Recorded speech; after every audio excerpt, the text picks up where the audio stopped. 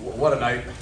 First and foremost, the crowd was unbelievable. That's the best I've seen. And, you know, it was really awesome to come back home. It's been 3 weeks since we've had the opportunity to be back in NIP and to be at night and to have the student section, the crowd, and everything as electric as it was.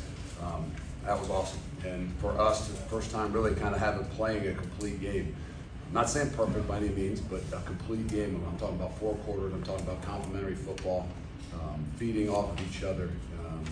You know, it was still a dogfight at halftime. I thought the momentum was back and forth. They made a long field goal, and you know, us to come out the second half and get the football and drone forward to break off a 75-yard run. I think that was really kind of that pressure that we kept talking about that we don't have to apply at some point in time to get a team to crack. And you know, a big run like that is coming out of halftime. I think was kind of the difference maker. I know the turnovers and things like that were huge, but that run just, I think, energized not just our team, the crowd, and everything.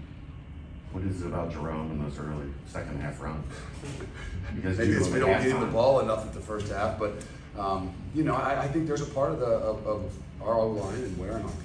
And I don't think it's, you know, never going to be easy, and especially sometimes in the first half. But you know, that constant pressure of, you know, running and, you know, Desmond Ritter, the ability to throw the football as well as he can and move the ball around is, you know, really can be wearing on a defense, and I think it's wearing on a front. You know, they were a 3-down guy team that rushed 3 in a lot of situations, and I think, you know, I think it might be showed a little bit in the second half of our ability to run the football. You guys dominated the first half, even if it was, you know, just 14 points. Did you sense the dam was going to burst in the second half?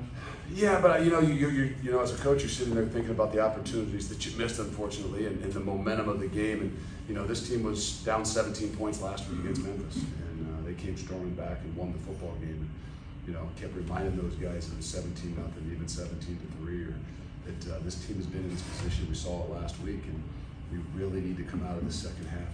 We really need to get on and you know, kind of take the air out of the sails. You know, because we had moved the ball, we had controlled, you know, pretty much the first half, but not really on the scoreboard. And we just got to capitalize on a few more of those situations. Fickell came in with one of the more experienced offensive lines in the country, that you were able to put some pressure on their quarterback and kind of control the last. No, they did. I mean, I thought that they had one of the, you know, from what we'd seen, a really good offensive line. And, you know, I think that early on, I don't know that we got the pressure that we wanted, but I think that's a part of that wear and tear and the ability for us to play 7, 8 guys up front, I think, is to our advantage. I think that showed a bit more in the second half.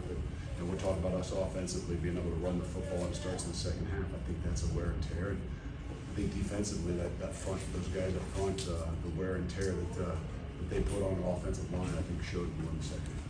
Luke, it seemed like Wilson Huber's closeout of that sack, I think it was in the second quarter or first half, whenever it was, kind of typified the way your defense played. It was all over the field.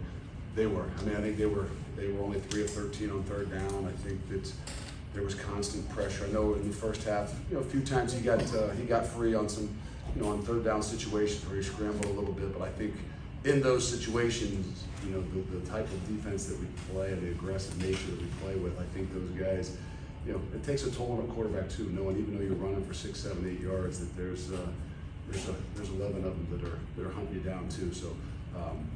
I thought they played really well. They played really aggressive to on defense.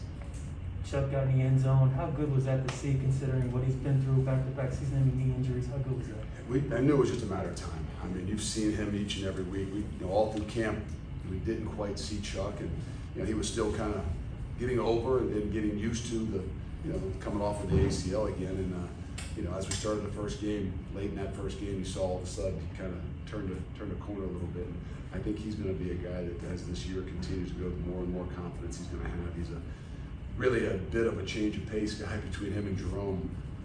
But I tell you, he's gaining lots and lots of confidence in himself, and we're getting a lot more in him as well. Important to get Josh Wiley going a little bit there. Yeah.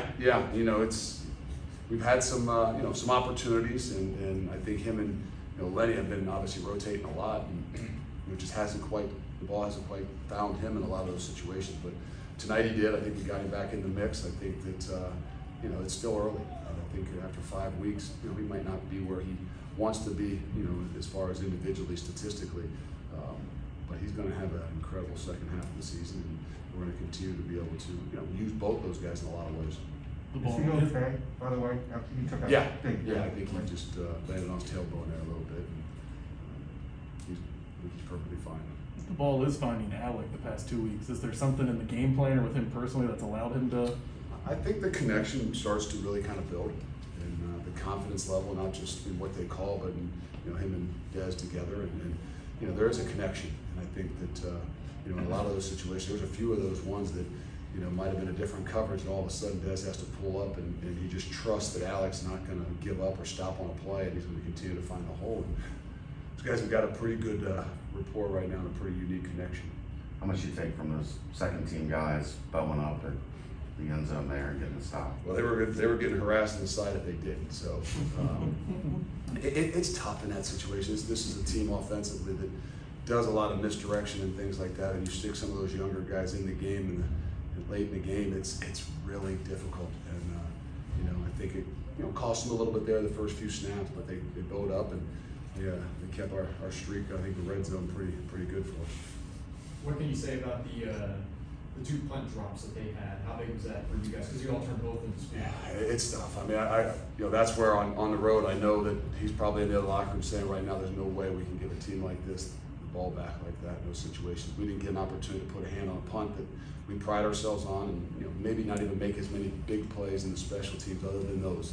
And sometimes special teams about being opportunistic, and where things we couldn't do. I think the only few times we did punt that.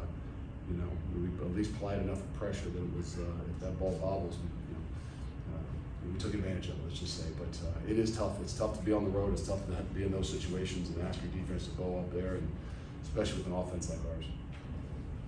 What are you saying to Cole Smith this season in the locker room after missing so many field goals, especially the last two games?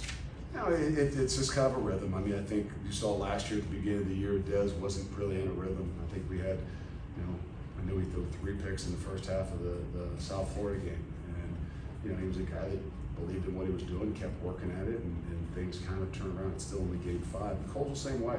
He made some really big kicks for us. He kicked the ball really well for us last year, and he kicked the ball really well today, other than one. And sometimes you get on those longer ones, and your confidence is still a little bit shaken. But again, we got the utmost confidence, and that we get back to work at it. Are you thinking about style points at all? I know we talked about this at the end of last year. I have not a whole lot of style. I don't know what style you want.